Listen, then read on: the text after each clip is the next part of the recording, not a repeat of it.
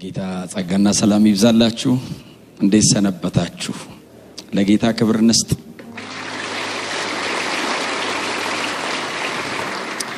መጽሐፍ ቅዱስ የእግዚአብሔር ቃል በእጃችን የያዝን ሰዎች ወደ ኤፌሶን ምዕራፍ 3 እንሄዳለን። ከቁጥር 14 እስከ 21 ድረስ ያለ የጌታ ቃል ክፍል በእኔ እጅ ላይ አዲሱ መደበኛ ትርጉም ነው ያለው። በጌታ በኢየሱስ ክርስቶስ ስም አነባለሁ። የምንወደው የጌታ ቃል እንደዚህ ይላል። በዚህም ምክንያት በአብ ፊት እንበረከካለሁ፣ ከእርሱም በሰማይና በምድር ያለ ቤተሰብ ሁሉ ስያሜ ያገኛል። በሰውነታችሁ እንድትጠነክሩ ከክብሩ ባለጠግነት በመንፈሱ በኩል ኃይል እንዲሰጣችሁ እጸልያለሁ። ይኸውም በእምነት ክርስቶስ በልባችሁ እንዲያድር ነው።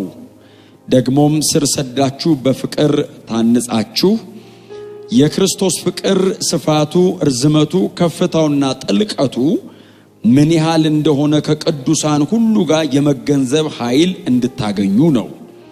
እስከ እግዚአብሔር ሙላት ሁሉ ልክ ደርሳችሁ እንድትሞሉ ከመታወቅ በላይ የሆነውን የክርስቶስን ፍቅር ታውቁ ዘንድ ነው። እንግዲህ በእኛ ውስጥ እንደሚሰራ እንደ ኃይሉ መጠን ከምንለምነው ወይም ከምናስበው ሁሉ በላይ እጅግ አብልጦ ማድረግ ለሚቻለው በቤተ ክርስቲያን እንዲሁም በክርስቶስ ኢየሱስ በዘመናት ሁሉ ከዘላለም እስከ ዘላለም ለእርሱ ክብር ይሁን፣ አሜን። የጌታ ስም ለዘላለም የተባረከ ይሁን። ከኔ ጋር አብረን ጥቂት እንድንካፈል በልቤ ላይ ያለው የክርስቶስ ፍቅር በሚል ነው። ጥቂት እንድናገር በልቤ ላይ ያለው በጣም የምታስታውሱትን የጌታ ቃል ክፍል ነው ያነበብነው። ወንድማችን ሐዋርያው ቅዱስ ጳውሎስ በኤፌሶን ከተማ ለነበረችው የክርስቶስ ቤተክርስቲያን የጸለየው ጸሎት ነው።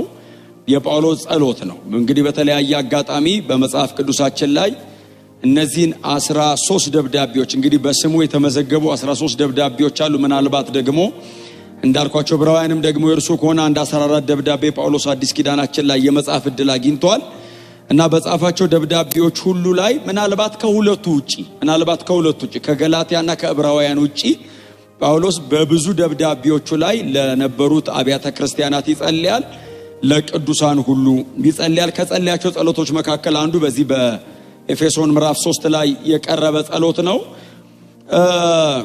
እንግዲህ እቺን ቤተ ክርስቲያን ሁላችን እናስታውሳታለን። በተለይ የሐዋርያት ሥራ መጽሐፍን የሚያጠና ሰው የኤፌሶን ከተማ የጳውሎስ አገልግሎትን ሁሉም ሰው ያስታውሳል። በምን አይነት መንገድ እቺ ቤተ ክርስቲያን እንደተተከለች ሁላችንም እናስታውሳለን። ከቆሮንቶስ አገልግሎት ጨርሶ ነው አይደል ወደ ኤፌሶን የመጣው። ምዕራፍ 18 ቆሮንቶስ ጨርሶ ምዕራፍ 19 ነው ወደ ኤፌሶን ከተማ ጳውሎስ የገባው።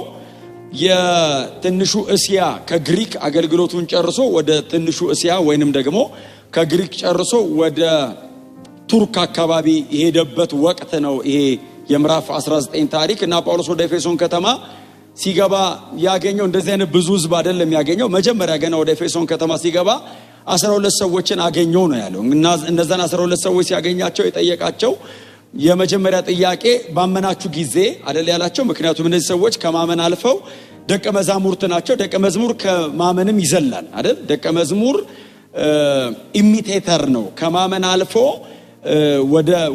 ወደ መከተል የመጣ ነው። ምናልባት አማርኛው ጥሩ ላይሆን ይችላል። ኢሚቴተር እኔ የገባኝ መኮረጅ የሚለው ማለት ነው፣ በበጎ ከተረጎማችሁት ማለት ነው። እና ስለዚህ ከፊታቸው የሚያዩትን ኢሚቴት ወደ ማድረግ የመጡ በጣም የተለየ የህይወት ዲሲፕሊን ውስጥ የገቡ ሰዎች ስለሆኑ ኦሬዲ አምነዋል፣ ደቀ መዛሙርት ሆነዋል። ባመናችሁ ጊዜ መንፈስ ቅዱስን ተቀበላችሁን የሚል ጥያቄ ጠየቃቸው። እንግዲህ ሰውን ደጅ ካገኘነው ምን ጠይቀው ጌታን ተቀበልሃል ነው ምንለው። ቸርች ካገኘነው ምን ጠይቀው መንፈስ ቅዱስን ተቀበልሃል ነው። ስለዚህ ቸርች ስለሆነ ያገኘኋችሁ ልጠይቃችሁ ነው። በጣም በትህትና ጠጋባችሁ ሰው ባመንክ ጊዜ መንፈስ ቅዱስን ተቀበልክን በሉት እስቲ። በጣም ተስፈኛ ነኝ አሁን እንደሚል ካላለ በኋላ እንጸልያለን።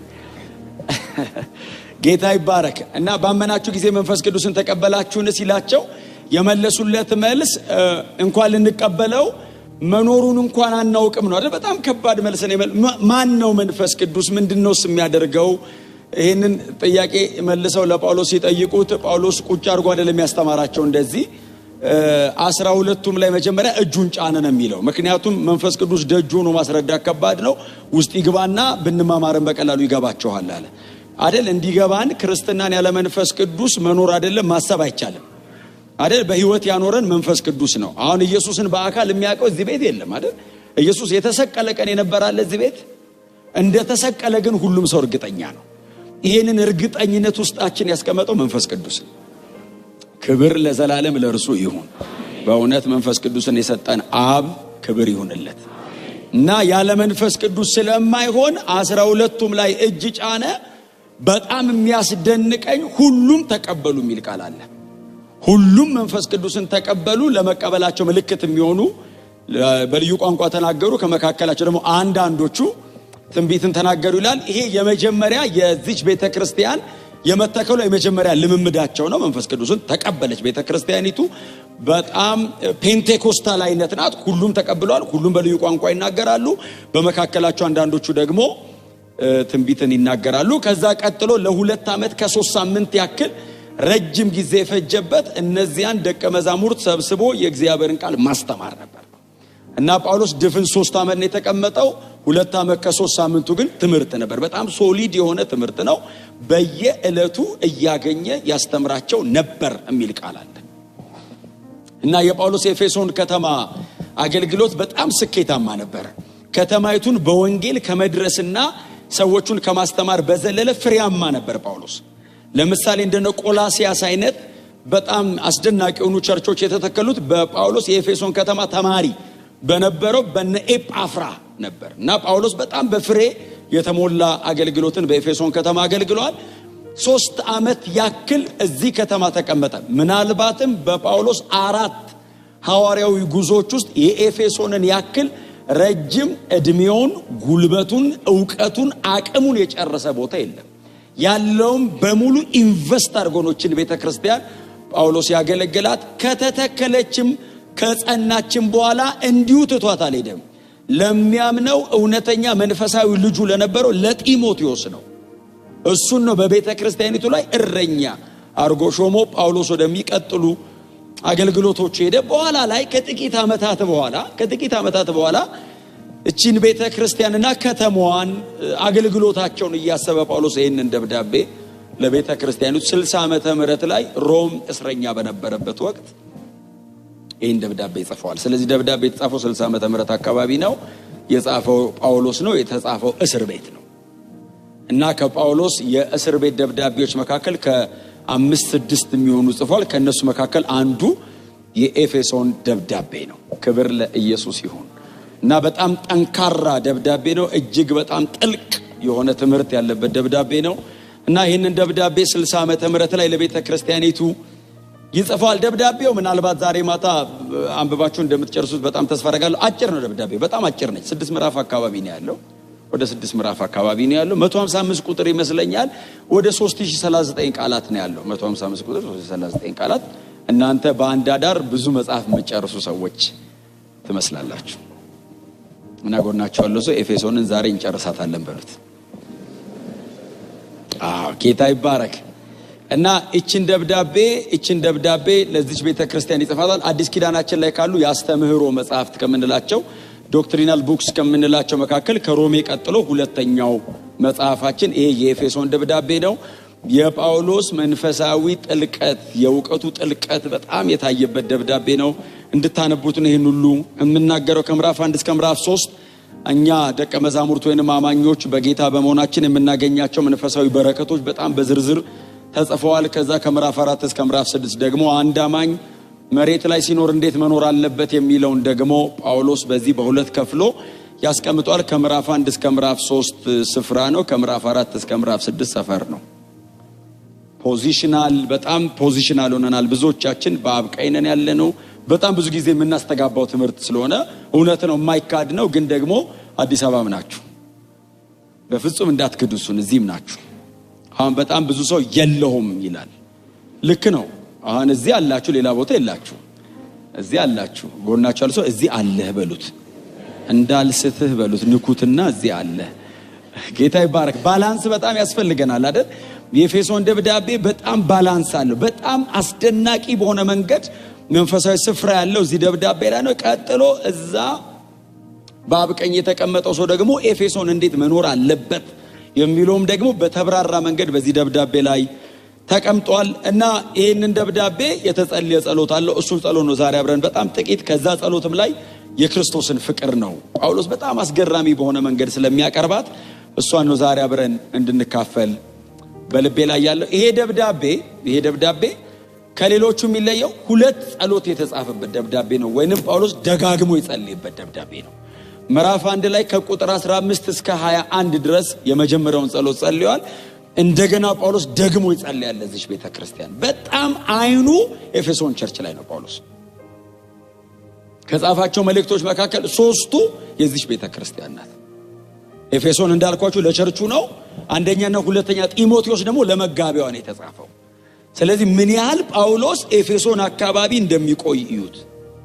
እንደ ቸርችም በጣም ትልቅ ቸርች ናት። በቁጥር ደረጃም ተለቅ ያለች ቸርች ናት። በአስተምህሮ ደረጃ እጅግ በጣም ጠንካራ። ምናልባት እናንተ አልፋችሁ እንድታነቡት ራዕይ ምዕራፍ 2 ካሉት 7 አብያተ ክርስቲያናት መካከል የመጀመሪያውን ለኤፌሶን ከተማ ላለው ነው ተብሎ የተጻፈ። ጌታ ኢየሱስ ክርስቶስ በዮሐንስ በኩል ሲልክ የመጀመሪያው ለኤፌሶን ቤተክርስቲያን ነው። በጣም ከተመሰገነችበት ነገር አንዱ ሐዋርያት ሳይሆኑ ሐዋርያንን የሚሉትን ለይተ አውቃልና ነው። ሐዋርያ ያልሆኑትን ሐዋርያ አይደላችሁም ብላ የለየችው ቸርቿ አይናቸውን ጨፍነው አይደለም፣ በትምህርት ነው የለዩአቸው። ዲዘርኒንግ ስፒሪት በትምህርት የሚሰራበት ቸርች ነው። ቆመው የሐሰት ሐዋርያት ያስተምሯቸው ውረድ አሉት። ለምን?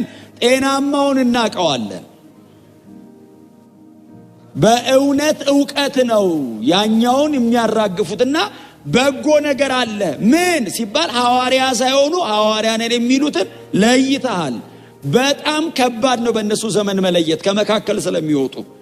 በጣም ሻርፕ ነው ዕውቀታቸው፣ መረዳታቸው ጥልቅ ነው። ዞር በል ይላሉ።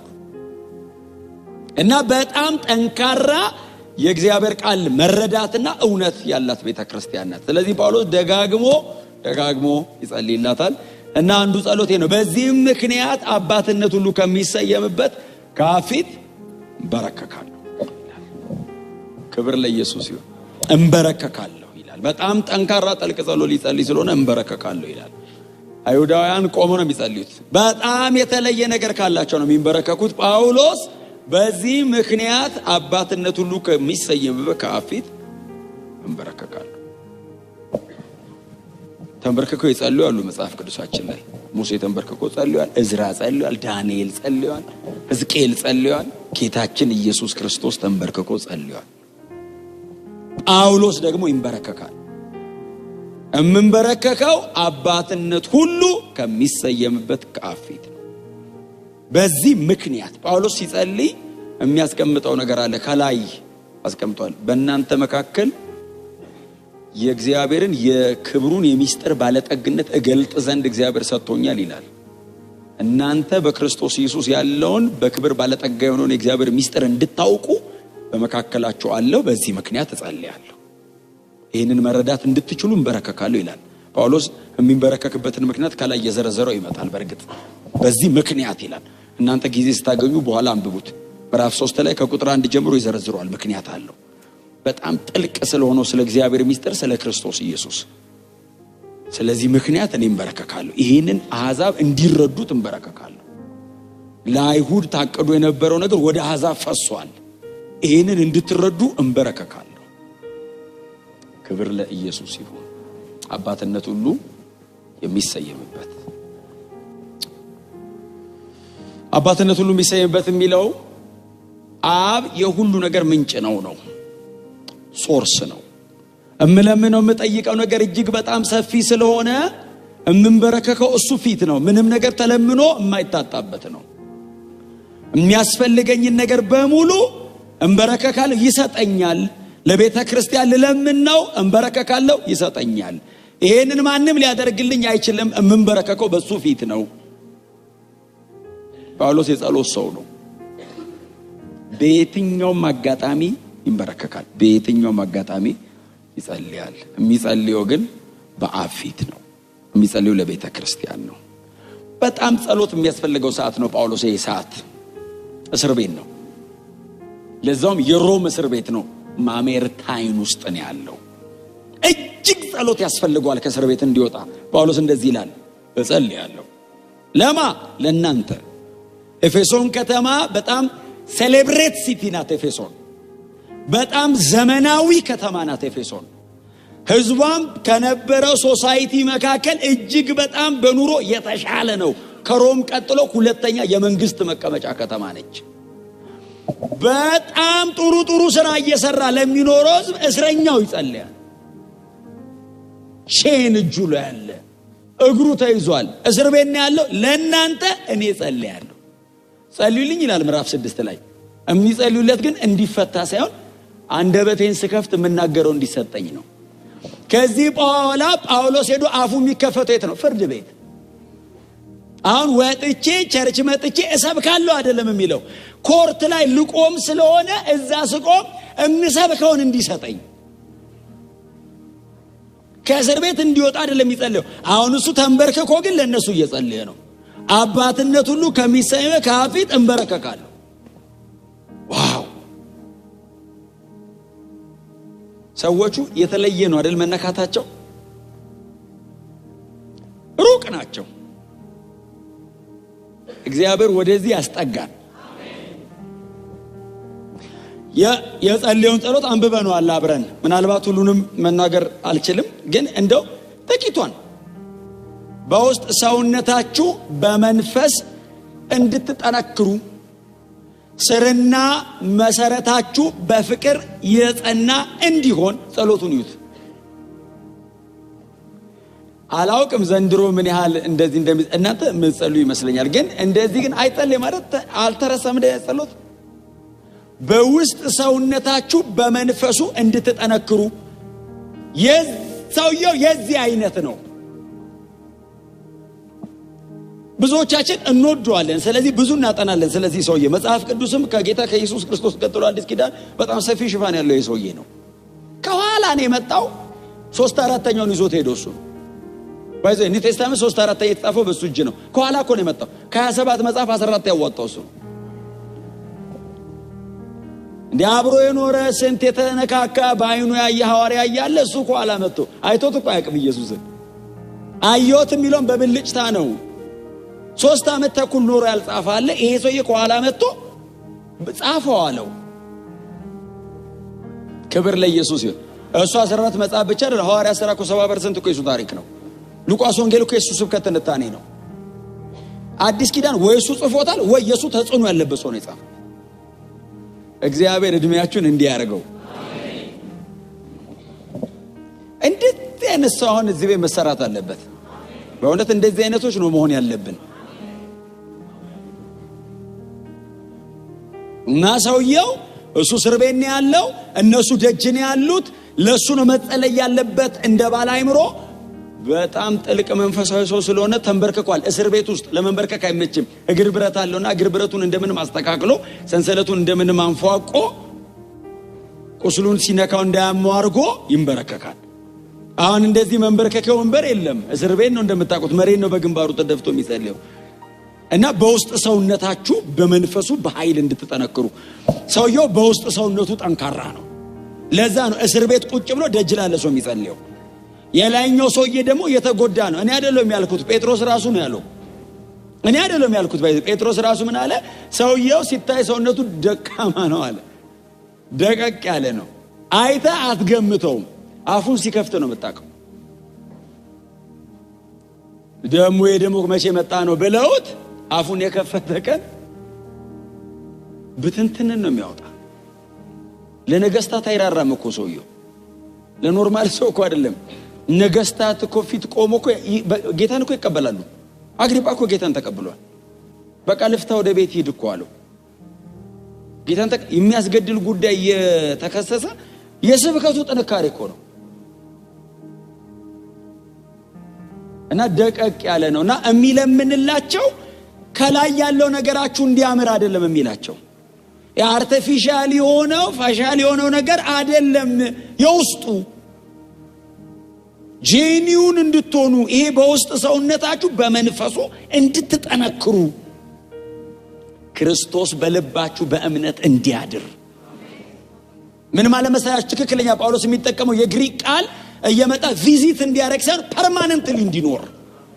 አሁን የሆነ ቀን እየመጣ እየጎበኘ እየሰራ እየተጠቀመ እንደሱ አይደለም። አብሮ ኗሪ እንዲሆን ስትኖር ወክ ስታረግ ኢየሱስ አብሮ እንዳለ እንዲገባ አለኮ። ግን አይረሳም። ብዙ ጊዜ እኮ ሰው ይረሳዋል። ጳውሎስ የሚለምነው አሁን እሱ እስር ቤት ነው ያለው። እዩት እንግዲህ ክርስቶስ በእምነት በልቡ አለ ያቃል።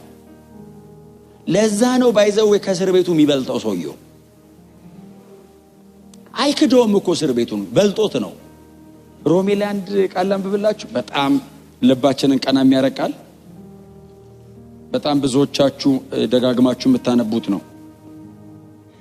ሮሜ 8 ላይ አንብብላችሁ እስቲ ከቁጥር 35 ጀምሮ ያለውን አንብብላችሁ። እንደዚህ ይላል፣ ከክርስቶስ ፍቅር የሚለየን ማን ነው?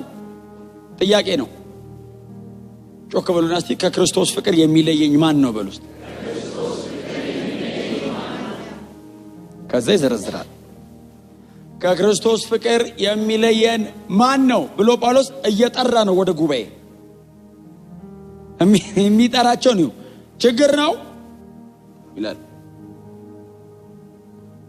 ወይስ ስቃይ ወይስ ስደት ወይስ ረሃብ ወይስ ራቁትነት ወይስ አደጋ ወይስ ሰይፍ? ይህም ስላንተ ቀኑን ሙሉ ከሞት ጋር እንጋፈጣለን፣ እንደሚታረዱ በጎች ተቆጠርን ተብሎ እንደተጻፈ ነው። ይቀጥላል ቁጥር 37 ምንም አይለየንም ብሎ ደግሞ ይቀጥላል። በጣም በጥንቃቄ ስሙኝ። የሚለየን ማን ነው ነው ጥያቄው። ባይዘዌ ሌላ ሰው እስኪመልስለት አይጠበቅም፣ ራሱ ይመልሰዋል። ምንም አይለየንም ይልና ይዘረዝራል። በዚህ ሁሉ በወደደን በእርሱ ከአሸናፊዎች ምን ማለት ነው? እየዘረዘርኳቸው ያሉት ጉዳዮች ሻምፒየንስ ናቸው።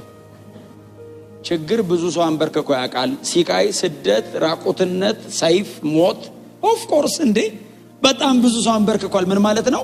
ሰው የሚያምነውን ነገር ከነዚህ ውስጥ ለአንዱ ብሎ ሊቀይረው ይችላል። ጳውሎስ እርግጠኛ ነኝ እነዚህ በሙሉ አይለዩኝም የሚለው እወደዋለሁ አይደለም፣ ወዶኛል ነው። መወደዱ ላይ ተያይዘናል። እኔና እግዚአብሔር አይደለም፣ ይዞኛል። ክብር ለኢየሱስ ይሁን። ከዛ የሚዘረዝራቸው እነዚህኞቹ ትንሽ እንትን ናቸው። ቀጥሎ እንደዚህ ይላል፣ ካሸናፊዎች ይህን ተረድቻለሁ፣ ሞትም ይሁን ሕይወት። አሁን እኔ ሞት አላውቅም፣ ሞቼ አላውቅም። ጳውሎስ ሞቶ ያውቃል፣ ተነስቷል እና ሞቶ የሚሄደው ሰማይ ነው። እና ሞትም ይሁን ሕይወት፣ መላእክትም ይሁኑ አጋንንት አይለይም። መላእክት ግን ከባድ ነው። ብዙ ሰው መልአክ አየው ብሎ ብዙ ነገር ይሆናል አይደል? መልአክ የሚመስል ነገር ስናይኮ አራቱ የመላእክት አገልግሎቶች የሚል መጽሐፍ መልአክ የሚመስል ነገር አይተን ጳውሎስ ያስገባው ዝም ብሎ እንዳይመስላችሁ። አይሁዳውያን በጣም ፕራውድ ያደርጋሉ እና ጳውሎስ መላእክት ነው አለቀጥሎ አጋንንትስ ይዘረዝራል። ያለውም ይሁን የሚመጣው ምን ማለት ነው? እስካሁን የደረስንበት አለ፣ ምናልባት እኛ ዲስከቨሪ ያላረግነው ከዚህ በኋላ ደግሞ የሚደረግ ምን ያህል በክርስቶስ ፍቅር ላይ ያለው መተማመን ያለው መከራ፣ ስደት፣ ችግር፣ ሞት፣ ሕይወት፣ መላእክት፣ አጋንንት ብቻ ሳይሆን የሚመጣው ሌላም ካለ ብሎ ለኛ ክፍት አደረገው። አሁን አንዳንዱኛ የሚገጥመን ቻሌንጅ ጳውሎስ አልገጠመውም ይሆናል፣ ግን የኔ ይበልጣል ማለት አንችልም። የሚመጣው የሚላለው ጥቅሱ ከክርስቶስ ፍቅር ምንም አይለየንም። ማንኛውም ኃይል ይልና ከፍታም ይሁን ጥልቀት ወይም የትኛውም ፍጥረት በጌታችን ኢየሱስ ክርስቶስ ካለ ከእግዚአብሔር ፍቅር ሊለየን አይችልም። በጣም በትህትና ጠገባቸው ለሰው ከክርስቶስ ፍቅር ምንም ሊለይ አይችልም በሉት። ከክርስቶስ ፍቅር ምንም ሊለየን እኔ አይደለም። ይሄው ጳውሎስ እንትን ነው ስቴትመንት ነው። ከክርስቶስ ፍቅር ምንም አይለየንም ብሎ ጳውሎስ ያላለፈበትን ወይንም ያልገጠመውን ብቻ አይደለም የዘረዘረው። ስደት፣ ሲቃይ፣ መከራ እነዚህን ሁሉ ምናልባት የሆነ ቀን እድል ካገኘን እንካፈለዋለን። ጳውሎስ የደረሰበት መከራ አንድ ደብዳቤ ሁለተኛ ቆሮንቶስ ላይ ብቻ 55 መከራ አልፏል። ሁለተኛ ቆሮንቶስ እንደው ልንገራችሁ እንዴ ብሎኮ የተናገረው ነው። ላስታውስ ቢልማ ለዛውም ብኮ 193 ግርፋት አንድ ብሎ ቆጥሮ ነው። አሁን እኛ ሁለተኛውን 194 ብለን ነው የምንቆጥረው። እሱ እየሰበሰበ 55 ይሄን ሁሉ ሲቃያየ ሰው ቆሞ ሲያወራ ከክርስቶስ ፍቅር ይዞኛል። የጳውሎስ መተማመን ተወድጃለሁ። ምን አይነት ፍቅር ነው የተገለጠው! ለብዙ ሰው የ33 ዓመት ተኩል አይሁዳዊ ወጣት መስቀል ላይ የተንጠለጠለ ነው የሚመስለው። ጳውሎስ የተገለጠው ፍቅር ይላል። እነዚህም በሙሉ ይዘረዝራቸውና በወደደን በርሱ ማለት ምን ማለት to the midst ማለት ነው አይደል? ሁሉንም ስኬትና መከራ አይደለም ይዘረዝረው። በአንድ ጎራኮ ስኬት ነው፣ ከፍታ፣ መላእክት፣ ኃይል፣ ልዩ ፍጥረት ሆነ የሚያውቃል እዚህ ውስጥ የለም። አሁን እኛ የምናውቀው ሰው፣ እግዚአብሔር፣ መላእክት ከዛ ውጭ ታውቃላችሁ አናውቅም። እሱ ሶስተኛ ሰማይ ሄዶ ስለመጣ ያውቃል፣ አይቷል፣ ብዙ ነገር አይቷልና ምን ይበለው ቮካብለሪ ስለሌለው ልዩ ፍጥረት አለ። እሱ እንኳን ቢመጣ ወደ መሬት አለ ያ እዛ አይቼዋለሁ መጣ ያውቃል። ልዩ ፍጥረት ይለዋል። በቃ ዲፈረንት የሆነ እኛ ማናውቀው ሰው ጋር መጥቶ ማያውቅ እሱ እንኳን ቢመጣ ምን አይነት የፈሰሰ ፍቅር! እግዚአብሔር ደግሞ በዚህ ፍቅር ልባችንን ያቅልጥ። በእውነት ምን አይነት መረዳት ነው! ምን አይነት ብርሃን ነው! በእንደዚህ አይነት የህይወት ሲቃይ መካከል ጸንተን የምንቆመው ተወደን ነው ይላል የክርስቶስ ፍቅር። ክብር ለኢየሱስ ይሁን። እና ሁሉንም ዘርዝሮ መሃላቸው ነው የሚቆመው እና ሰብስቦ ነው የሚነግራቸው። በዚህ ሁሉ ግን የሚለው መሃል ቆሞ ነው አከማቻቸው። ታውቃላችሁ ስኬት በጣም ከባድ እንደሆነ። መከራ በተወሰነ መንገድ መንፈሳዊ ያደርጋል አይደል? አሁን ሰው ምንም ከሌለው አይደል የሚበላው ከሌለው ቢጾም አለመብላቱን መንፈሳዊ ያርጉ በቃ ይቀጥላል። እግዚአብሔር ደግሞ ደግን ይቆጥራል። የሚበላው የለውም እኮ መንፈሳዊ ላርገው ሲል እግዚአብሔር በቃ አርገው ይሁን ብሎ ይቀጥላል። ይሁን አንጃውን እግዚአብሔርን እኔ ፊዛ አይለም ይሁን እሺ ይላል። አውቀን አይታና ሁሉ የጸለየውን እኮ ነው የመለሰው። አንዳንዴ መንገድ ላይ የሄድኩ የጸለይኩት ተመልሶ አገኘዋል። ወይ ጉድ ይላል። ተንበርከካችሁ ደግሞ ሊቆይ ይችላል። አሁን እየሄዳችሁ ጸልዩ እያልኩ አይደለም፣ የጸሎት አካሄድ እንዳትቀይሩ። ግን ምን ማለት ነው? የምትጸልዩበት ልብ ነው ዋናው አይደል? ምርር ሲላችሁ ቶሎ ይመለሳል። ጥብቅ ጸሎት መልሱ ፈጣን ስለሆነ ጌታ ይባረክ። ስኬት ግን ከባድ። አሁን እንዳልኳችሁ ነው ቻሌንጅ ምናምን መንፈሳዊ ላይ። ስኬት ግን በጣም ከባድ። አሁን ይሄ ሰውዬ ከፍታም ቢሆን ሲል ብዙ ከፍታ እንደ ሰው በመንፈሳዊ ደረጃ ካየ ነው ምናልባት ይሄ ሰውዬ የደረሰበት ጋር ለመድረስ ልንጸልይ እንችላለን።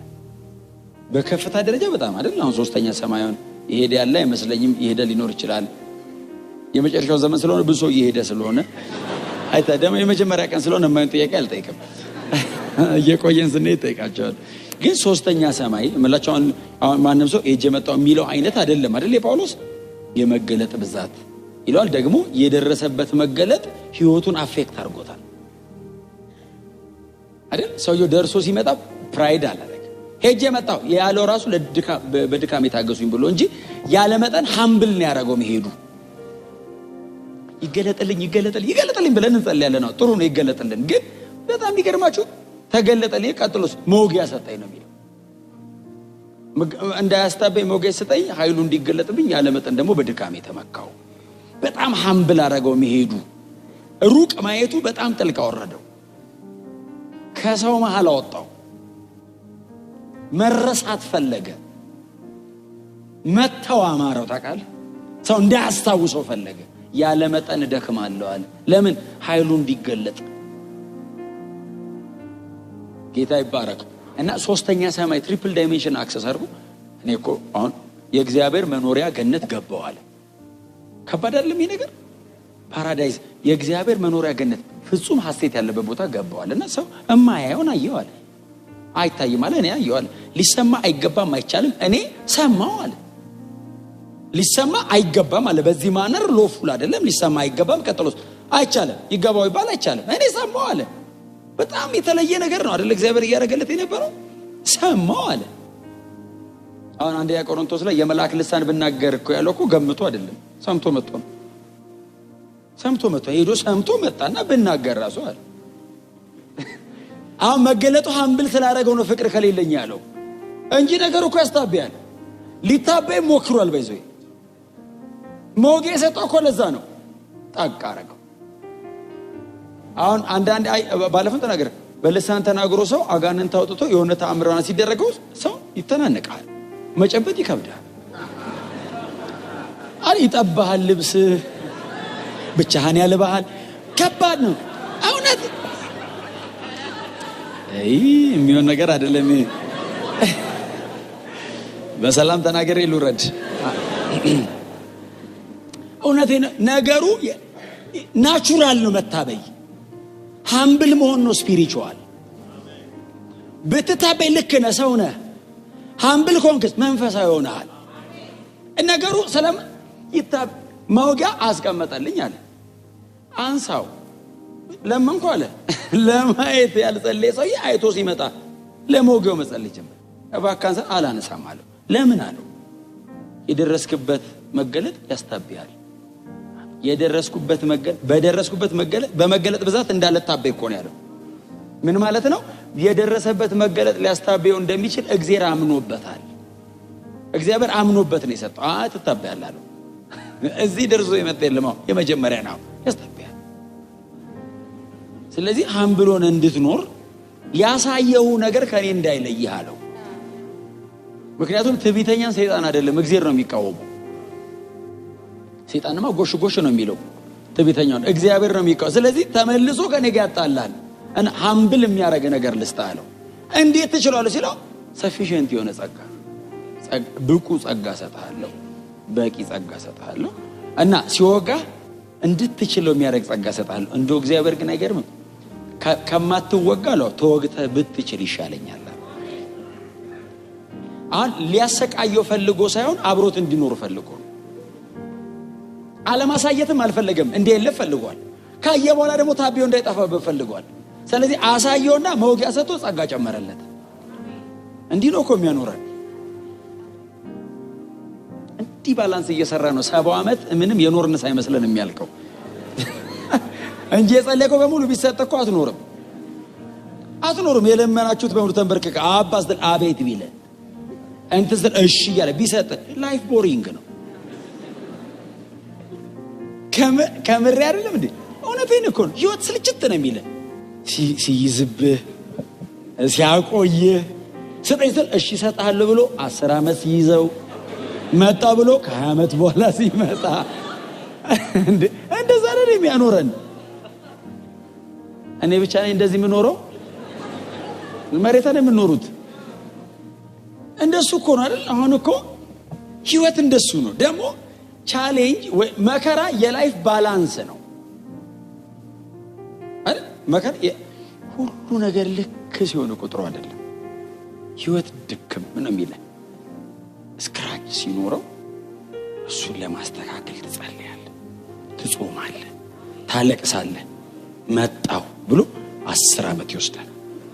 40 ቀረኝ ሲወስደው አመስገነት ሄዳል። አንዳንዱን ጸሎት እኮ ለአንተ ለልጅ ይልሃል። ከዛ አይደል ብሉይ ኪዳን እንደሰነ ለልጅ ይሏል። ለልጅ ብሎ አንተ ለምነ ለልጅ ልጅ 4ኛ ትውልድ ያያል ይላል። አብርሃም የለመነውን እኛ አይደል ይወሰደው? ሩቅ አይቶ እኛን እኮ ያገኘ ነው። ከ2000 ዓመት በኋላ የሚመለስ ጸሎት እኮ ነው የጸለየው። መከራ የህይወት ባላንስ ነው። እንደዛ ባይሆን ማንም ሰው ነው አይደል? የተወሰነ ይመልሳል፣ የተወሰነውን ይዟል። የተመለሰውን ይዘን እያመሰገንን ለሚቀጥለው ደግሞ እንመጣለን። ከዛ ሷንም ትንሽ ይመልስና ደግሞ ሌላ ደግሞ ይዛል እንሄዳለን። በኋላ ላይ ግን የሆነ ደረጃ ላይ እንደርሳለን። ቢያድነኝም ባያድነኝም አይደል? ስለሚሆነው ነገር ስለማንነቱ መከተል ሲንጀምር ክብር ለስሙ ይሁን። እና ጳውሎስ በእንደነዚህ አይነት መከራውን በጣም ከባድ ነው የዘረዘረው። ከፍታ ብሎ የሚዘረዘረው በሰው ደረጃ በቀላሉ አክሰስ አይደረግም ከፍታው። በእነዚህ ሁለት ትልልቅ ኤክስትሪሞች መካከል በክርስቶስ ፍቅር ነው የምኖረው ይላል። ይሄኛው የማያጠፋኝም ይሄኛው አይለየኝም። በወደደኝ በርሱ ካሸናፊዎች የቸርች ድምጽ ነው እንበልጣለን ይላል። ጌታ የተባረከ ይሁን። በኋላ መጨረሻ ላይ የሚዘጋው ጳውሎስ ይሄንን ሲናገር በክርስቶስ ኢየሱስ ካለ ከእግዚአብሔር ፍቅር ሊለየኝ እንደማይችል ተረድቻለሁ። አይለየኝም ብቻ አይደለም ያለው። አሁን ድርቅ ብዬ አይለየኝም እያልኩ ነው አይደለም ይለው፣ ገባኛል። ያላፋኝ ይሆናል እንጂ ሊለየኝ እንደማይችል ገብቶኛል። ላይፍ እንደምታውቁት ፕሮሰስ ነው፣ ሂደት ነው። በጣም አፕስ ኤንድ ዳውንስ አለው። ሁሌ ከፍታ ላይ ላትሆኑ ትችላላችሁ። የሆነ ጊዜ ደግሞ ሊወርድ ይችላል። ከዛ እንደገና ትነሳላችሁ። የሚደክም ይኖራል። በየትኛውም የህይወት መንገድ ውስጥ አለ በክርስቶስ ኢየሱስ ካለው ከእግዚአብሔር ፍቅር ይሄ ሁሉ ሊለየኝ አይችልም። ያለው አይደለም የሚመጣው መላእክትና ጋንንት አይደለም፣ ልጁ ፍጥረት ገና ኢንቨንት ያላረግነው ነገር ማለት ነው። ገና የሚመጣ ካለ ለመጨረሻው ዘመን ተብሎ የታቀደ ካለ ከክርስቶስ ፍቅር ሊለየን ከዚህ ሁሉ የተወደድንበት ይበልጣል። በመስቀል ላይ የተገለጠው ፍቅር ይበልጣል። በጣም ከፍ ብትሉ ከአብቀኝ በላይ ከፋትሉ፣ በጣም ብትወርዱ ከሲኦል በታች አትወርዱም። ኢየሱስ ጥግና ጥጉን ነው በፍቅር የነካው። መሃል ላይ ነው ያላችሁት። በጣም ቦታ ከአብቀኝ በላይ አልወጣም። ተሰቃየው በለታ እሱ የወረደው ድረስ አልወርድም። መሃል ላይ ናችሁ። ፍቅሩ እዛ ጥግና እዛ ጥግ ነው። የትም ብትሄዱ ዓለምን የጠቀለለ ፍቅር ነው። ምንም ያህል ዘመን ብትሰቃዩ ለዘላለምን ይወደደ ርዝማኔው ማንም ከዚህ ፍቅር ውጪ ሊወድቅ አይችልም። በጣም በትህትና አጠገባቸው ያለው ሰው ተወደሃል በሉት። ክብር ለኢየሱስ ይሁን። በጣም ዛሬ እንደ ተመሰገነ እንደ ተባረከ ሰው ቀና ብላችሁ ነው ማምሸት ያለባችሁ። ወዶኛል። ምንም አይነት የህይወት ምስቅልቅል ውስጥ ልትሆኑ ትችላላችሁ። ተወዳቸዋል። እግዚአብሔር በክርስቶስ ኢየሱስ የገለጠው ፍቅር ወደር የለውም። ማንም እንደዚህ ሊወደኝ አይችልም። የወደደኝ የለም፣ ሊወደኝ የሚችል አይመጣም። የመጨረሻውን ወዶኛል። እግዚአብሔር በመጨረሻ ፍቅር ወዶኛል። ከዚህ ፍቅር ደግሞ ሊለየኝ የሚችል የለም። ስለዚህ ሴኩሪቲያችን መወደዳችን። እኔ ብዙ ጊዜ የምሰጣት አንድ ምሳሌ ያለችና አንድ ቀን ቤቴ ተኝቼ ማለዳ ላይ ትንሹ ልጃችን ፍሬክስ ማለት ትንሹ ልጃችን መጣና ልተኛ አንተጋለኝ ነው አሻልኩት እና ተኛ አጠገቤ ተኛ። እንቅልፍ ያዘው። እንዲህ ያየሁት እንደምወደው ያውቃል። ምን ያህል እንደምወደው ግን ያውቃል። አባቴ ይወዳል ብትል አዎ ምን ያህል ብትል እንትን ይገዛልኛል፣ እንትን ይገዛል፣ እንትን ስጠኝ፣ እንትን ያደርግልኛል፣ ነፍሱን ይሰጠኛል አይለ።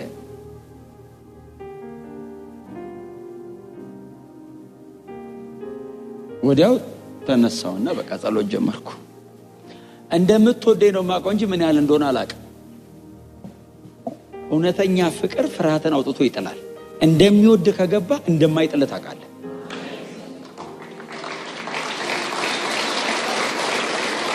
ሰምታችሁኛል? ሐሳብ አይቀይርም። ይሄ ልጅ እንደምወደው ነው የሚያውቀው። ለዛ ነው መጥቶ እንቅልፍ ያዘው። እርግጠኛ ነው ምንም እንደማላረገው።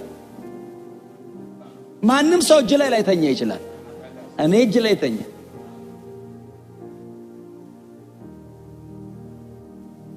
እንደምትወደኝ አውቃለሁ።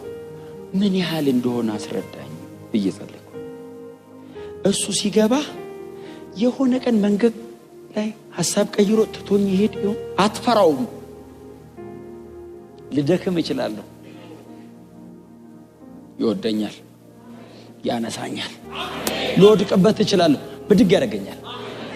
የወለድከው ልጅን አንተ እንደዛ ማታረገው ከሆነ አንድያ ልጁን መስቀል ላይ እስኪ ከፍል ከወደደኝ ኢየሱስ መስቀል ላይ ሲያጣጥር አባቴ ምን ነው ተውከኝ እያለ አንድያ ልጁ ሲያጣጥር አብ ዝም ያለው እኔን አይቶ ነው። ያን ያህል ይወደኛል ማለት ነው።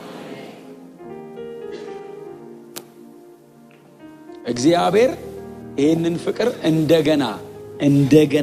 እንደገና ያፍስስብን። በእግዚአብሔር ቤት የሚያኖረኝ ይሄ ነው። ጳውሎስ የሚኖረው በዚህ ነው። ይተጋል፣ ይጾማል፣ ይጸልያል፣ በጣም ፋይት ያደርጋል። መኖሪያዬ ነው ግን አይልም። እምኖረው ስለወደደኝ ነው። ትጋቱ ከመውደድ የመነጨ። ለምትወዱት ሰው እናንተ ምንም አታረጉም እንዴ? ለምትወዱት ሰው እኮ የሆነ ነገር ስታረጉ ውለታ እየዋላችሁለት አይደለም፣ ፌቨር አይደለም። እኔ ለፍሬክስ ምንም ነገር ፌቨር እያረኩለት አይደለም። እንደሚወደኝ ከገባኝ ምንም ባረግለት ያንሰዋል። ተንበርክኬ ረጅም ሰዓት ብጸልይ ውለታ እየዋልኩለት አይደለም፣ ስለሚወደኝ ነው። ህብረት እያረኩ ነው። የሆነ ነገር ብታው ሲለኝ ብታውለት ስለሚወደኝ ነው። ጮክ ብሉና ተወድጃለሁ በሉ እስቲ። ማንም አይወደዳችሁ፣ እሱ ወዷቸዋል። መስቀል ላይ ስለ ኃጢአቴ እስኪሞት ድረስ ወዶኛል። በእኔ ቦታ መስቀል ላይ እስከ መሞት ወዶኛል። ህይወት ሰጥቶኛል። ለዘላለም ከኔ ጋር ኑር ብሎኛል።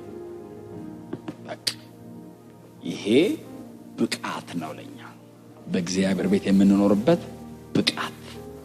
ክርስቶስ ወዶኛል። ቀና ብለን በዚህ ቤት እንኖራለን።